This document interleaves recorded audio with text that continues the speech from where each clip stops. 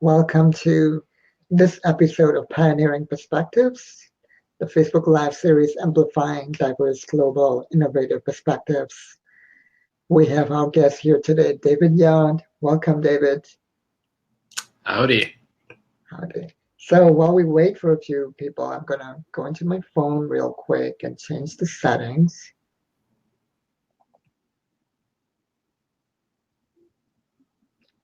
And also tag you. Sure.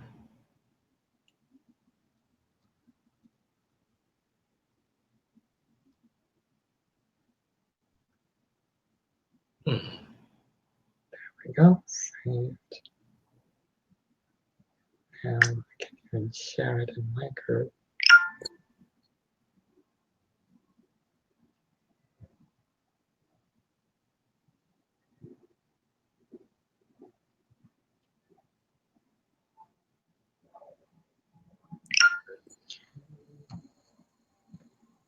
All right.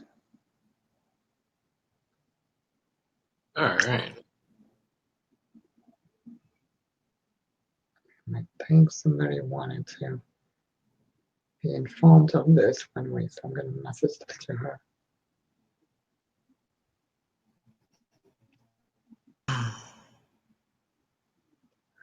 All right. So let me read your bio that you sent me. It's a nice bio. All right. David Yarde is a creative director and brand strategist with over 16 years of experience in design, programming, and creating captivating user experiences for brands of all sizes. David currently channels his passion of creativity into building better communities by building better brands using design and user experience thinking, also sometimes called Batman. And his website is davidyarde.com. Yeah, so welcome, David. Thank you. Thank you. Yeah, the whole Batman thing was like an accident at first, right? Like I dared a bunch of people to like, oh, change my name in your phone to Batman. And then they did. And then after a while, it kind of stuck. And then I was like, oh, that makes sense. And of course, has childhood memories, all that good stuff. But if anyone is curious, that is why. Yeah.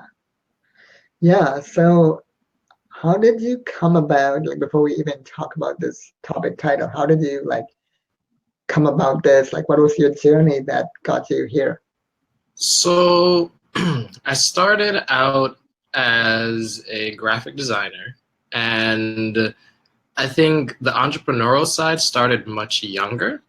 Um, had a couple classes in school that exposed me to everything. Much later, in kind of like elementary school, I learned design, fell in love with it. Middle school, it became more of like a practice thing. And then by high school, I was like, this is what I really want to do with the rest of my life, and focused on that. Learned programming, and then started working for like startups, advertising agencies, experiential branding agencies, as they call themselves, where they do a lot more interactive projects with like larger brands. I don't know. It was just a very interesting thing where I think most times now when I describe it out to friends, it's mostly been like a collision of experiences around like one passion where I like how, design helps people figure things out. I like, a lot of the things that we use from our telephone to, pacemakers, they all require you to serve people at scale. And so I don't know. The thing that I love, it exposes me to a lot of different things. And so it never gets boring. So yeah. Excellent. So Erica says hi. Says hello you too. Hi Erica. So if you all have any questions, comments, please post a comment and let us know what questions you have around these topics of design and branding, and or whatever challenges you have, let us know. So yeah. So what is the secret language of your personal brand? I mean, really and truly, the secret language going to surprise a lot of people because it's plainly obvious. It's actually having empathy, right? Mm-hmm. Um, Having empathy towards yourself, having empathy towards the people that you're dealing with, understanding that you may possess a certain body of knowledge, but maybe not everyone's on that same level. Maybe people have different ways of taking in, information and sharing it with other people and implementing it. And so a lot of what building a personal brand is literally personal development, right? And a lot of that is, how do you forgive yourself when you make a mistake? How do you forgive others when they make mistakes in collaboration with you, right? Um, all of those things, after a course of time, basically determine whether or not people like to work with you, or if they want to kind of just say, yeah, that guy's cool, but he's a little bit rough to work with, right? And it actually takes a while. It took me a while to realize this, because not often are we talking about that side of branding. We're talking about, how do we market ourselves? How do we, make the best funnel? How do we do the best course? How do we position ourselves as this expert, right? But the reality is, when it comes down to your personal brand, it's like, the people who are going to see it before the world sees it, they're going to have often the biggest impact. Your friends, your families, your coworkers, right? Before you publish that video, who you're working with, whether it's your videographer, your content editor, all of these people make up the different aspects that you're going to like be viewed as, right? And if they all kind of say, well, maybe I don't really want to work with that person, and that number grows because the world is actually a lot smaller than we realize, thanks to the internet. Um, you have a harder time building a brand. You find yourself trying to pivot more. You're trying to redesign your site every 2-3 months, right? You're going from this course to the next course, from this influencer to the next person, trying to, I don't know, accomplish something, because you're doing that comparison game. You're not allowing yourself to be, patient with where you are in the journey. You're not allowing yourself to really say, you know what, the experiences that I've had, I'm going to own them. I'm going to learn what I've, the lessons that come from them, and then apply that. So that is the big secret to your like personal brand. Empathy. Have it with Mm-hmm. yourself, have it with others. That is so good. That's such a great point. And the self-forgiveness is great too. In fact, Annika commented, how to forgive ourselves and others when we make mistakes. Thank you for this. Mm. Yeah, totally. And also, forgive ourselves when we compare ourselves to others as well. And in fact, it reminds me of a time a few months ago. I made because sometimes I ask these research interviews on my Facebook profile, and the question I asked was, what is the difference between standing out and being remarkable? And I had some like pretty interesting answers. And so standing out would be trying to compare yourself to others, whereas being remarkable is just you being you and fully expressing that, right? Mm. I like that. Um, Yeah. I think people try to do the first part too much, where it's like, oh, Mm-hmm. and it's that comparison game, like you mentioned, right? Like, oh, what is Bill doing over there? I need to do like, a little bit more than Bill. And then they look over and we're like, oh, Mary's doing better than Bill. Now I need to do better than Mary. And then, these numbers just keep multiplying.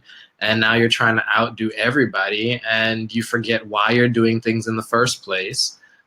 You forget what it is that you're even doing. And you're doing things that are generally considered busy work versus actual intentional building of your brand, right? Um, and I think a lot of the hardcore things about like positioning your brand, you really can't accomplish that in like 1 week, right? It's like positioning is something that takes time. And once you're in that position, right, like Tide, they're in consumers' minds as laundry detergent, cleaning, right? If they were to say, you know what, we're going to have Tide flavored water, and it's the best thing ever, people are gonna want to like drink that water. They're like, wait a second, you've been making a laundry detergent. Why are you trying to make water, right? Mm-hmm. Um, It's something that takes time. And if they were to reposition themselves, they would have to literally get rid of everything else that they've done, their entire portfolio, everything that makes them the brand that they are, and then restart amongst people who already have that position solidified in that person's mind, right? Um, and so when you look at that, you remove the comparison out of your brand and you say, you know what, I'm going to focus on what it is that I could do, again, to be remarkable, like you mentioned. You're going to say, well, what have people probably done before? What are some things that, I'm curious about that I really want to do?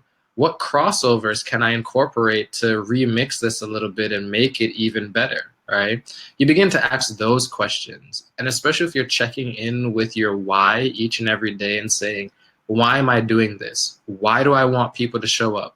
Why am I, sharing this information in the way in which I am? It becomes a lot easier to really hone in and say, well, maybe I don't need to spend 30 minutes building people up in their emotions. Maybe I just literally need to have that relationship with them, see if they have that problem by listening. And if this is a thing, then here's something to think about, right? And allow them to make the choice, guide them through the choice, provide the resources and information for them to make the best possible choice about whether it's your product, service, or area of expertise that you can, right? And then also keep in mind that not everybody is going to be your ideal client. Some people you just really shouldn't work with because they may not mesh with your values. They might not mesh with your personality, right? Those are two important things that oftentimes in the hunt for money or fame, people overlook and forget. And again, what is your why? Why are you doing this? What do you want to bring to the world? And how are you going to share that? Mhm. Yeah. So, what is the right balance between being yourself and not reinventing the wheel? I mean, if you think about it, we're not really the right balance is just being you. Because if you are you and you're not reinventing the wheel by trying to copy somebody else, right? Because essentially you're trying to reverse engineer somebody else's process. And there are some things that are going to be global norms, right? We need food, we need shelter, you know, we need to protect ourselves from illnesses and, have hygiene. Those are kind of standard, right? What our contribution is, now that's the part where we can really go in and say, you know what can I contribute to this bigger conversation with the skills that I have? Person that's highly curious, you like researching, you like doing that sort of stuff, then find a role that appeals to that thing so you can give the best part of you. So you can be known for doing the thing that you're really super passionate about. And then things like authenticity, that solves itself because you're not trying to, put up a front for people. You're not trying to cry on camera just to evoke emotion, right? Like if it happens, Yeah. it happens, but you're Mhm. not, like thinking in the back of your mind, man, I'm going to make this thing raw and, crying on camera, right? Um, and it's, as you watch a lot of things online and a lot of marketing, it's really tying into one emotion, right? Like there was a really good gum commercial that I saw, and it was like a daughter giving or father giving his daughter gum. I don't recommend giving your kid gum. Bad idea. But nonetheless, he did this for a really long time. And one day she was getting ready to go off to school. And of course, now you have that heartstring moment like, oh, that's so sweet. And then next thing you know, she drops a box. And in this box is like all these cranes that she built out of the gum wrappers from the gum that he was giving her, right? Um, Oh. and it told a story, right? It wasn't really about the gum. It was about the connections that were made over this piece of a thing because gum is a commodity. Like you can get tons of flavors, blow pops, however you want to consume it. There's a type of gum out there pretty much for you, right? Um, but those are the things like when you're building your brand and the story that you're sharing, if you're looking back in your past and you're not saying, here's all the experiences that I've been through, what are the things that I've learned? And if you're running from that or not being forgiving of time or the circumstances or the people, to say, you know what, maybe they have a different approach. Maybe there are different things that cause them to react in that moment, right? Did I make a rash decision and just, hate them? Or did I actually like ask a question and say, what is going on? We have this thing. I really don't want this tension. What can we do to move forward? Or is it just like, oh, that person doesn't like me because they looked at me funny? Like, that's not really a valid way to gauge if someone doesn't like you, unless you can outright tell based on the context of the entire happening or experience that, yeah, that look means that they really don't like you. But again, it's that empathy thing. How are you treating yourself? How are you viewing others' things before you react? Um, and the balance really comes in, I guess, how you share it. Like, are you oversharing? Are you going through and saying, oh, here's what I'm wearing today, here's what I'm eating? If that has absolutely nothing to do with what your audience is interested in, then people are going to be like, that's cool. I really don't want to hear about like what you're eating, unless for some reason you went out to like a special event. It's a really cool place. There's something in that place that you want to highlight. You're like, oh, look at like their decor, look at like the food and the way they arranged it, right? I would say that balance, that's where it really comes in. What is the context? Is this relevant for my audience, or is it just something that I feel like sharing so I can get likes on social media, so I can feel wanted online, right? That kind of thing. Yeah, totally. So what are some best practices for empathy in branding? So, best practices. Hmm. To really, really hone it down, I would say forgiveness, right? First and foremost, learning to forgive yourself. Learning to look at the situation and say, you know what, maybe it didn't work out the best way that I wanted it to work out, but what is the lesson that I'm taking in those calm moments, digging deeper and saying, you know what, well, what is the thing that this lesson taught me, right? Like, is it something that I could listen more? Is it something where I need to, you know, shorten how long I talk about like stories? Is it, how I dress? Is it something that, and not to say that you should care about what other people think about how you dress, but of course, keep it modest, y'all like jazz. Um, you also at the same time have to think about, well, am I doing something to really put people off? Am I treating other people the way I want to be treated or expect to be treated?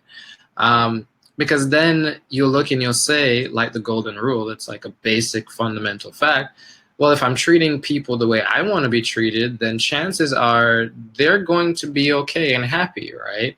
But now if I'm demanding, I'm rude, I'm demeaning, I'm, very abrupt and not helping people in any way, shape, or form, and then I turn around and expect that people should support, should love, should share, and do all these cool things, then I'm missing the point, right? I'm not understanding what's really happening. And in those moments, when you realize that you have made a mistake in that regard, you have to say, you know what? All right, I'm going to forgive myself. This really isn't what I'm about. This is where, and then take the steps to actually remedy and fix it, right? Um, And then on the flip side of that, if you're doing things and you're practicing things with empathy and you're moving forward, then it becomes a lot matter of, how much humility are you applying? Do you have ego in that situation, right? And if you do have too much ego, then maybe, tone it down, get out of your echo chamber, right? Ask someone, what do you think about me? What do you think about the things that I've been putting out? What is your perspective based on your interaction? And ask people outside of your circle, because your echo chamber, the people who support you are going to be like, yeah, you're doing the work. It's good. Keep going. But your ideal audience, the people that you're probably really trying to help, they're not getting that message, because to them, it sounds like jargon. It sounds very complicated. It sounds difficult to accomplish, when the reality is it may be really, really simple and you're just not making it easy for them to kind of do. So to really kind of culminate it is learn forgiveness, practice it with yourself and others, have the golden rule, practice that, right? Again, with others, first and foremost. And then three, be very clear about what it is that you're, trying to communicate to your audience. If you sell vitamins that can help them feel better, feel more energized, don't go and list out every scientific name and all the things that, scientists have discovered. Use that to validate the things that, your product helps them do, right? It's a pair of headphones. Are they comfortable? Are they stylish? Can people customize them, right? These are the questions consumers have. I think a bonus one to that would be literally, if this is in your product realm, go out to like a store or somewhere where a product like yours is sold, or watch people like interacting with your product, and then ask them questions. Be like, well, what was the difficulty that you had about this process? What was something that, made you feel a little bit uneasy, right? Wasn't smooth? And then make adjustments, then find room within there to innovate. Um, Innovation is really just change happening to someone else that we're doing. But reality is it's literally just change. So what are we changing for the brand? Are we doing an incremental change because we feel safe? Or are we actually putting ourselves out of the comfort zone and saying, here's what I actually want to do, and I'm not afraid if I fail once or twice on the way there. Yeah. Mm-hmm. Yeah. And forgiveness and self-forgiveness. It's great that you emphasize those points, because I've seen brands that have make a mistake and they have such a hard time saying I'm sorry. You know, we've heard of airlines, we've heard of recent popular leaders, and it's kind of mind-boggling in a sense too. I don't know. I mean, the bigger the brand, the bigger the pride, right? Um, because you're worried about what's going to happen to my shareholders, right? What's going to happen to the trust within the company? But a lot of times, what makes it really simple and easy is just saying, hey, you know what? We messed up. And this is one of the things that I love about Toyota and that brand is the moment they find something happening and going on, they're like, hey, guys, we have an issue. And we're going to recall, however many vehicles. And people are like, oh, wouldn't that hurt you? Well, you realize that there's trust there, because if you can be trusted to come forward and be like, all right, here's a thing, here's a problem, here's the next step that I'm going to do to rectify it or prevent it, right? Like, let's take the whole Facebook data issue right now, right?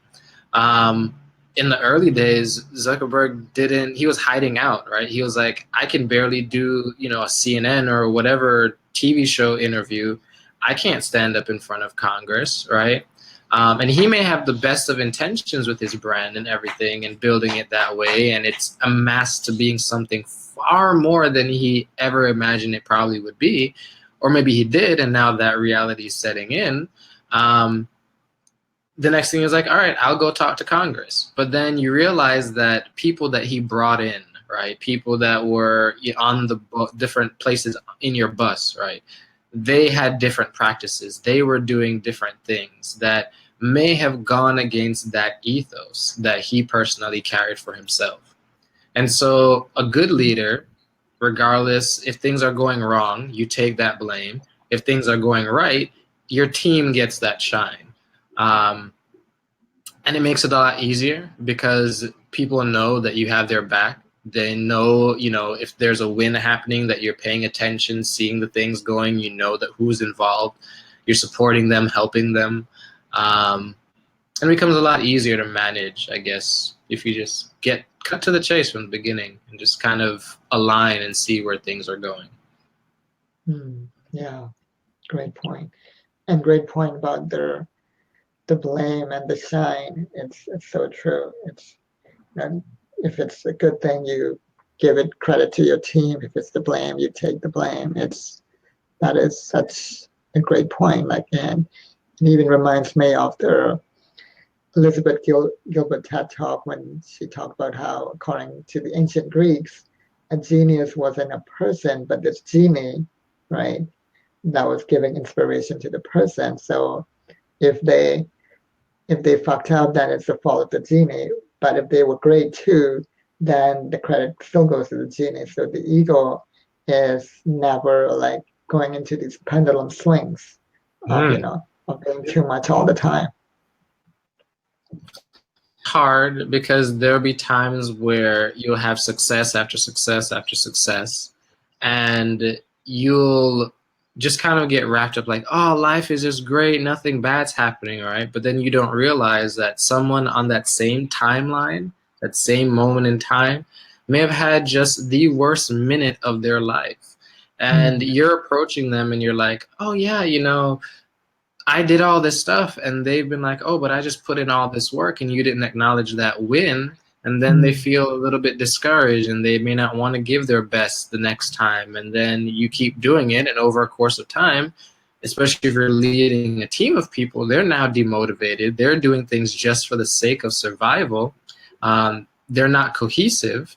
And whether it's your personal brand or a external business brand, the worst threat to it comes from within, right? Like your mindset, how you treat yourself, how you treat like others within that sphere.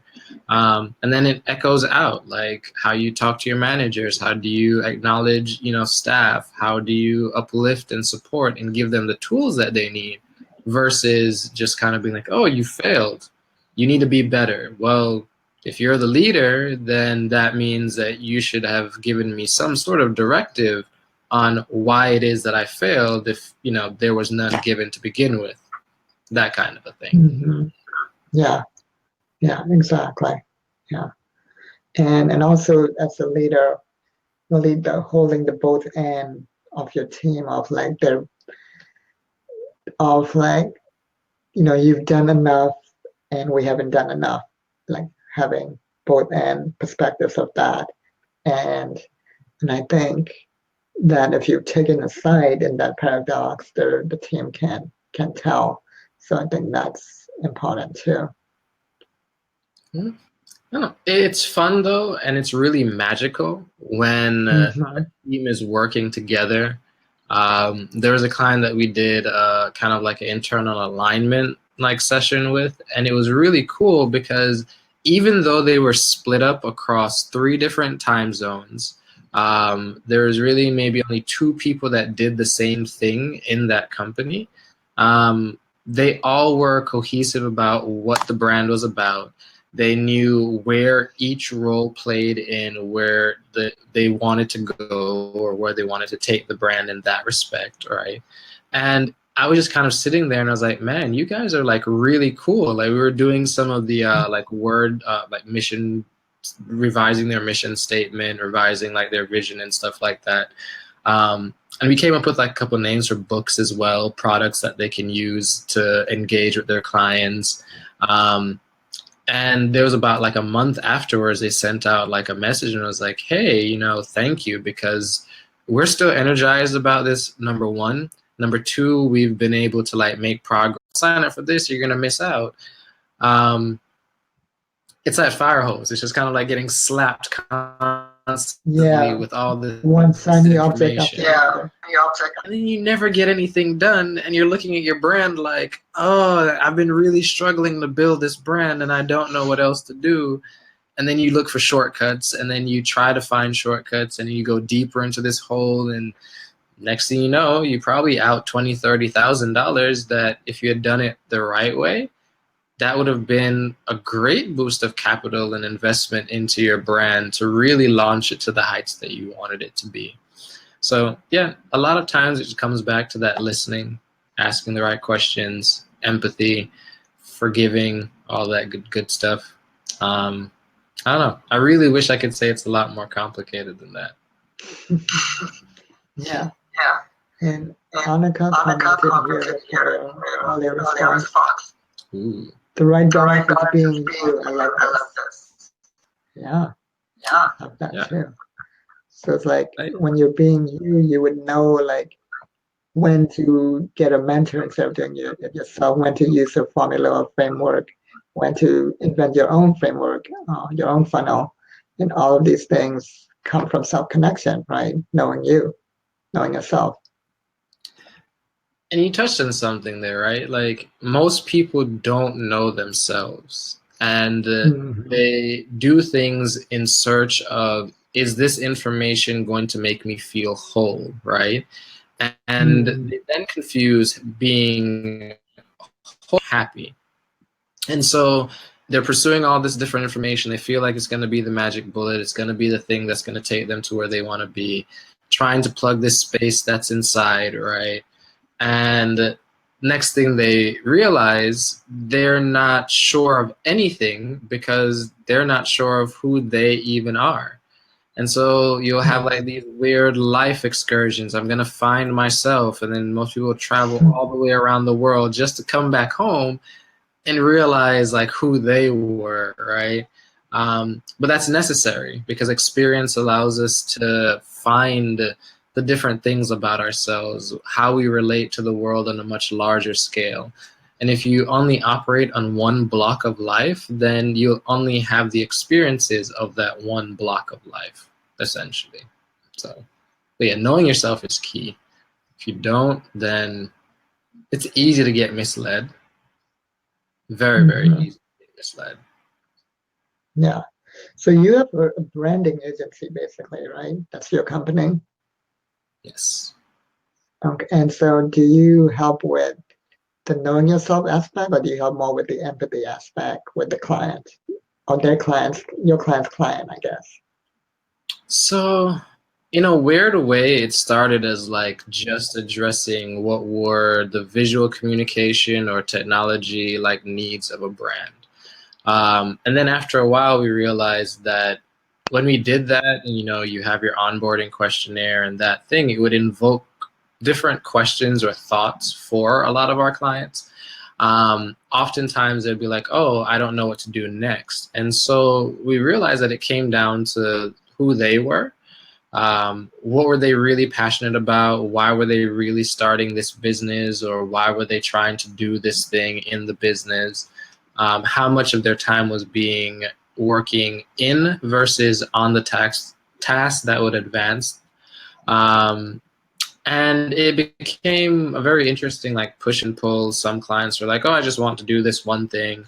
Um, but now it's a lot of really tackling that, you know, who are you? So before we engage with a client, unless they came through like a partner, we are most likely going to make sure that we're a good fit. If we are, then, you know, we'll provide a scope. If we aren't, we'll probably refer them to someone that is a good fit within our network that, you know, would work with that particular person. Um, but a lot of it is really and truly just like, if you know what you're about, if you know where you're going, if you know what you want to build, then we can work together. If where you struggle is translating that into the weird tech speak with a programmer or getting a designer to understand what it is that you're envisioning, then we can help out, right? We can work together. But if it's a position where you're a person comes to us and is like, oh, you're going to do this thing and I need it done in an hour and XYZ, then I know it's more of, you think that I work for you, and that's where you're mistaken. Because if I did, and if you know how to do this thing, then we wouldn't be having this conversation. And so a lot of times I tell designers and developers, right, under any creative business side of what it is that you do, right? Because once you understand the business of, let's say, writing or designing or programming, you know what your self-worth is, right? You're able to understand how it relates to people who are buying that service, what it's going to help them accomplish. And it lowers the chance of you running into one of those situations where you're discounting, you know, yourself just to get a job done, because your messaging is probably attracting that type of person, right? Where you're showing up is attracting that certain type of person. Um, all those things. Again, come back to, do you know yourself? Do you know what your brand is about? Do you know where you want your brand to be in 3, 5, however many years, right? What are you doing? What are the steps that you're taking to get there? Do you need to ask for help? Those things. Again, wish it was really complicated, but the hard part, I think, really and truly, is doing that consistently. It's easy to do it maybe 2, 3 days. Everybody's excited, rooting for you. But when the lights are off, no one's watching, and you still need to do that thing to move forward, um, people get discouraged. They don't find, the need to keep going. They feel like it's a habit or a chore really, right? Um, but that's where, if you're devoted to your goal, you're going to show up. Mm, You're going to put in the work on the days that you really don't even want to. You're going to allow life to, show you the lessons that will make you grow and see things differently, approach people better. And you also see the way in which whatever it is that you do is going to be able to make an impact on someone else. Once you find the true love for it, you can really speak about it. Yeah. mm. Yeah, totally. And earlier you said about, you know, certain clients who come to you with a certain attitude. They're like, oh, you think I work for you. And so that speaks to a concept called framing, right? You framed yourself a certain way. So instead of you working for them, is it like you working with them? Like how is your framing here? So ideally, I would like to work with, right? Um, I spend enough time working for, and it's generally just kind of like, here's the order that you need to do. I don't care what's going on in your life. Get it done ASAP, right? Working with the mindset of those clients generally are like, what is the thing that we could do together, right? They're relying on my expertise. They're, you know, trusting that I know what I'm doing, and then bringing their vision or just doing like a brain dump and be like, here's everything that I'm thinking. I don't know how to like execute on all of this. Help me, right? Now I can take that and be like, all right, well, let's make a roadmap. I see you have design things that you need to cover. See you have programming things that need to be covered. Oh, also you need to develop content. And then you break it down into smaller chunks, right? So if it's content, all right, what does your audience really like to enjoy the most? Where are they hanging out, right? If it's on a place like Instagram, then it's a lot more visual content. So you probably want to do things like, of course, pictures. You have the ability to do albums where you could tell a story. You can involve, typography, other designs, video in these different carousels, um, and tell the story of your brand, tell the story of the product, or tell the story of what it is that the audience is going to receive when they interact with your product or service, right? Tell it consistently. Find ways to take, let's say, an article that you may have written and maybe turn it into a video, a few social media posts, right? Some teasers, anything that you need, um, because people digest things differently, right? But if you approach it from the mindset of, oh, well, I'm going to go out and hire a virtual assistant, and I'm going to, kind of dictate to them, I need you to send 5 emails out every day, do this, do that. If I change the direction of my business and then update that list of things for them, um, and they don't have context, they don't have a connection, they're just going to look at it and be like, oh, this person now wants me to relearn all this different stuff, right? But if I go out and hire a VA and I say, hey, this is where I would like to take my business. This is where, the things that I'm going to have a lot of needs around. This is how, I would generally approach it. Here's some templates that I've even created that you could like leverage. Now, if you change your process and go back to them and say, hey, I'm changing things up. I'm going to be doing this instead of this. Here's the updated thing, right? They're going to be more like, all right, cool. And if you're doing a really good job of communicating with them, they're going to be like, hey, I have a couple ideas based on my expertise that I think would help you. So that's the huge difference between working with someone and working for, is that you're just getting a list of things. You're just kind of there to do whatever it is that they ask, kind of almost like a slave, if you will, versus actually working alongside, building, collaborating, doing cool stuff together. Hmm. Yeah. And that makes sense because you're doing you work on the entire brand.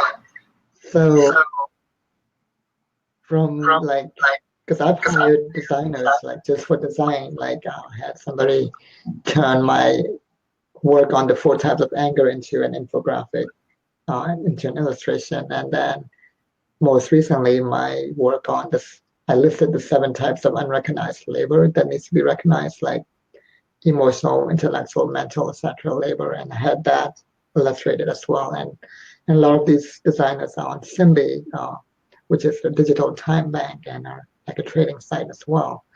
You can trade services or you can pay people in Simbi, which is their currency. And and my jobs that I give them are very specific like that, right? So I think for the most part, from my end as somebody who's hiring somebody, I think I try to have the attitude that I'm working with them rather than they're working for me, where I'm quite flexible about like how the design goes and I just trust them to do the right thing. And I've been lucky in the sense that the two designers I've hired so far have been pretty amazing. Yeah, I mean, a good designer is gonna like really ask a lot of questions. They're going to, Mhm. probably do a lot of research. They're gonna want to take their time to actually get to know your brand. And once they've made that like emotional connection with you, it's Mhm. then easier to rapidly turn things out because they understand where you're coming from. They understand where you're going with things.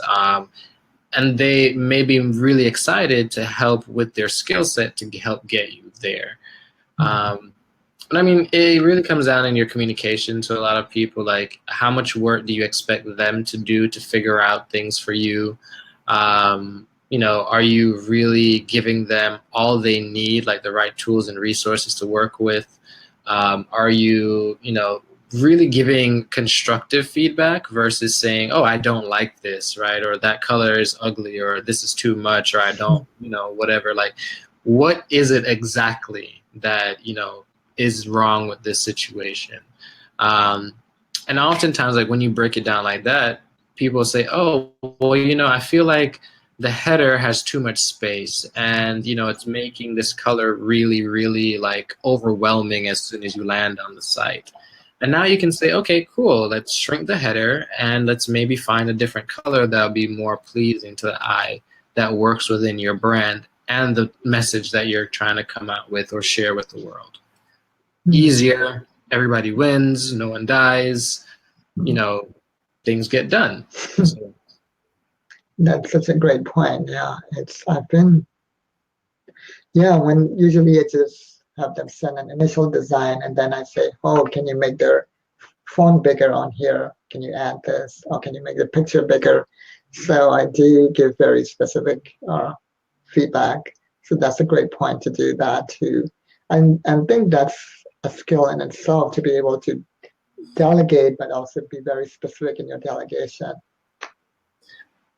a lot of us think in shorthand a lot, right? And Mhm. so we speak in shorthand. And so we're like, oh, fix this. And then in your mind you're talking about like paragraph 3, word 7, 2 extra letters in there. But now they're looking at it like, what am I supposed to fix? Because their brain they're not seeing that pattern that you're seeing, right? But if you're like, oh, hey, in that first paragraph, maybe about the second or third sentence, there's a word, fix it. Now they're like, all right, cool, I know what to look for, right?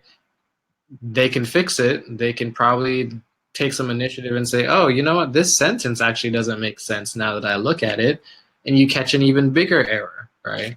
But if you're just being very general, oh, fix that thing. It was something my mom did a lot, like growing up. It was very triggering. Oh, go get the thing. And I'm like, what thing, right? There's like 50 things around me. The thing right there, you're gonna have to be a little bit more specific. I'll get in trouble for that, right? But get to the point, right? So now if I'm telling my daughter to get something, I'm like, hey, go get your purple purse, right? It's on the counter. If she knows, if we're like standing in the room, she picks up on the context, okay, that counter over there, life is great, right? If it's in another room, I'd be like, oh, hey, it's in the counter in your room or on the table in your room. Now she knows to go look in her room. There's less friction. I'm not yelling at her. Life goes on. So again, empathy. Like, Mhm. how am I communicating to others as I would like to be communicated to if I were in that position? So as far as you helping your clients using the secret language of empathy so that they can help their clients, like what is a real world example of how you've helped a client with their branding? So I would say, actually, here's a really good example. So we worked with a nonprofit some years ago in helping them solidify their positioning. They were trying to appeal to both millennials who would be sending their kids to the school, which was like the end result of all of that project and raising money. Um, and so it was very interesting to kind of connect two different sides of a coin, I guess you could say, where you have a So really millennials older. and their kids, yeah. Yeah, well, you have the millennials, but then you have the older generation who actually donates money to like most foundations. And so, like, connecting those two together, it was really cool. So we worked on, of course, their visioning, their mission, how they would do their tone, colors, all of that stuff, identity, website, donation integration into their platform, offline material meetings, that there was a takeaway packet. They had updates. So actually, one area of the site, we had like a camera on the, what you call it, like the work site, to do like a live stream of like projects as it was building, which is really cool. So donors that donated a whole lot of money could get that exclusive feed. They would check it out, be able to see where things are going without having to like, oh, how's the building? I don't see any pictures. They could just easily go in, look at it, see different stuff.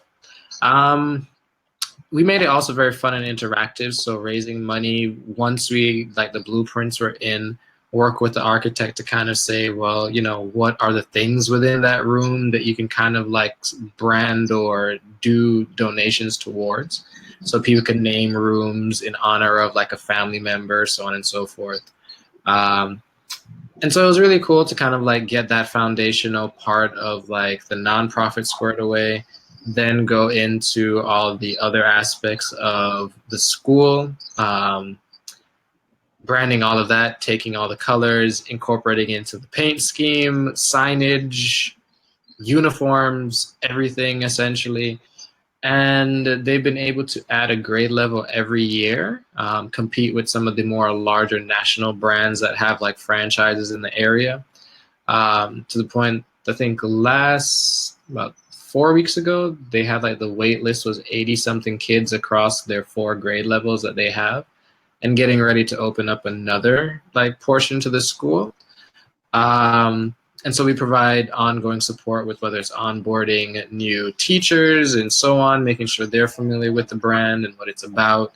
Um, and of course, anything, I guess, design related, strategy related, and ongoing needs, whether it's like printing, uniforms, yada, yada, yada. So really anything that like a person interacts with in the brand, whether they see it, whether they type in the web address for it, whether they're listening for the auditory experience or podcasts, we help people figure out, organize, and get it done.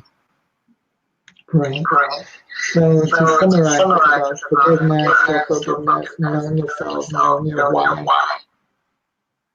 and knowing why the audience wants to work with you and your audience as well. And I think part of implementing that, the way I'm understanding you is, you ask yourself every day, like, who am I? Why am I doing this? And why am I serving this particular audience instead of some other audience? Like, what do I love about that? Precisely, precisely. It's a lot of question asking, being very Mhm. self-aware, self-conscious about what's happening in your process in your day-to-day. Not really taking things for granted or making assumptions. Especially if your personal brand is one where a lot of that interaction is coming out in the space of like your spouse or your coworkers.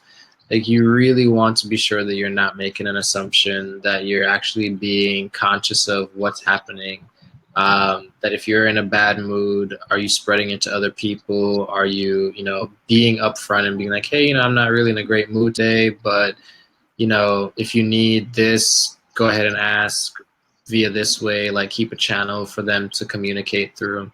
Um, but really and truly, at the end of the day, it's a lot more simple than most people will ever want to admit because we look for a way to complicate things. Like we want to find a way like, oh, I need to like make this really, really complicated so I can tell myself that I can't do it and then never do it because I overcomplicated things, like that mindset. So, yeah. Yeah. Well, this has been great. So I just have two final questions, which I'll try to ask as often as I can, at least at the end of every call. One is there any question that you wish you had asked that I'd asked you? Hmm. I guess I would say if there's one question that I wish people would ask more is how do you use your personal brand for good, right? Mm. Um, I mean, not just like, oh, I'm going to support like a good cause, but like, how do you build that into the fiber of your brand? So everything that happens, that good kind of like gets a little coin deposited in that bank, so to speak. That would be one question, I guess I could say. Great. And so how would you use it for good then? Um, I think every influencer, like more influencer brands and, very large product related brands, anything with some sort of a platform, has a responsibility to be a lot more socially it's easy to kind of be like, oh, I'm making money and I'm a business. I don't need to get involved in what's going on in the community. But the people that are buying from you are people, right? Like that's the whole thing. They have issues, they have things that they align themselves with. And you'll notice every time a company does something and it doesn't align with a person's values, they'll find all the other people that disagree on that same value point and use that as the leverage to say, we're not going to spend money here because, hey, they don't support this one key issue, then, they're not going to support everything else. But when you have brands that are a lot more socially conscious about like how are products going into the environment, look at Starbucks for example. They recently just published that they achieved equal pay within their company, um, which is a huge feat if you think about how widespread Starbucks is around the world. What they've done in terms of fair trade initiatives, how they believe in sourcing their coffee beans. Um, that's in their fiber. They don't have to necessarily go out and be like, oh, yeah, we just donated to these people because of this natural disaster.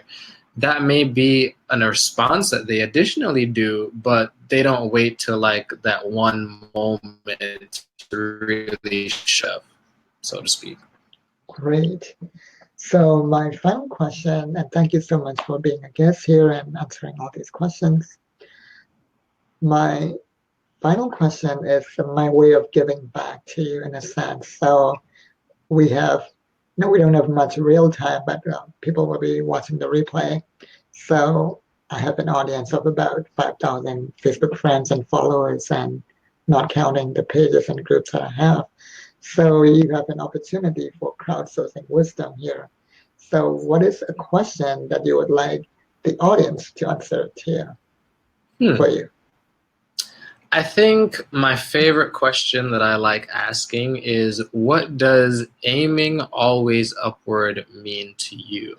Right? Hmm. Um, because not a lot of people think about that particular question.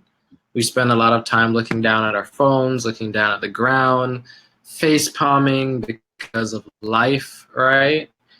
But how often do you find that surprise when you look up, right? Like there have been many days where I just look up and I'm like, oh snap, there's a hot air balloon in the sky. I can't even remember last time I saw a hot air balloon, right?